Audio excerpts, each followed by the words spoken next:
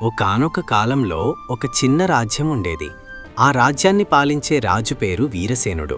రాజు ధైర్యవంతుడు, శక్తిమంతుడు. కాని అతడికొక పెద్ద లోపముండేది. తన మాటే చివరి మాట అనుకునేవాడు.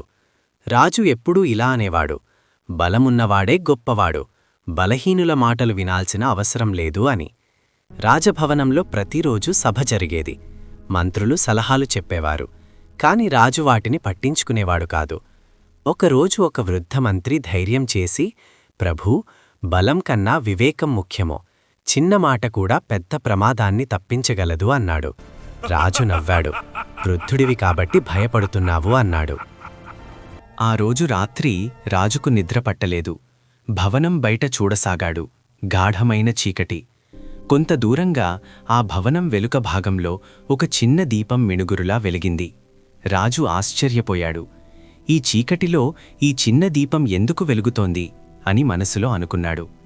రాజు ఆ దీపం దగ్గరకు వెళ్ళాడు. అక్కడ ఓ పేద బాలుడు భవనం బయట కాపలా కోసం చిన్న దీపం వెలిగించి కూర్చున్నాడు. రాజు ఆ బాలుడిని అడిగాడు, ఈ దీపం ఎందుకు అని. బాలుడు శాంతంగా, ప్రభూ, చీకట్లో చిన్న వెలుగుంటే దారి తప్పే అవకాశం ఉండదు అన్నాడు. రాజు నవ్వుతూ, ఈ దీపం ఏం చేస్తుంది ఇంత పెద్ద భవనానికి?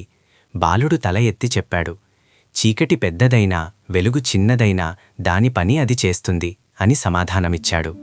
ఆ మాటలు రాజు మనసులో నిలిచిపోయాయి. కొన్ని రోజులకు రాజ్యంలో పెద్ద సమస్య వచ్చింది. పక్క రాజ్యం దాడి చేయడానికి సిద్ధమైంది. రాజు కోపంతో యుద్ధానికి సిద్ధమయ్యాడు. ఎవరూ మాట్లాడలేని పరిస్థితి. అప్పుడు అదే వృద్ధమంత్రి ముందుకొచ్చాడు. ప్రభూ, యుద్ధం కాకుండా మాటలతో సమస్య పరిష్కరించవచ్చు అన్నాడు. ఈసారి రాజు ఆగాడు. ఆ చిన్న బాలుడు చెప్పిన మాటలు గుర్తుకొచ్చాయి. చిన్న మాట పెద్ద చీకటిని తొలగించగలదా అని ఆలోచించాడు. మంత్రి చెప్పినట్టు దౌత్యం పంపాడు. మాటలతో సమస్య పరిష్కరించబడింది. యుద్ధం తప్పింది. ప్రాణాలు దక్కాయి. ఆ రోజు రాజు సభలో అన్నాడు, ఇప్పటివరకు నేను బలాన్నే నమ్మాను.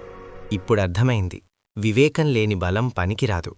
ఆ తర్వాత నుండి రాజు ప్రతి నిర్ణయం ముందు అందరి సలహాలు, చిన్నవాడి మాటైనా వినేవాడు. భవనం వెనుక ఆ చిన్న దీపం ఇప్పటికీ వెలుగుతోనే ఉంది. రాజుకు గుర్తుచేస్తూ, వెలుగు పరిమాణంలో కాదు, విలువలో ఉంటుంది అని.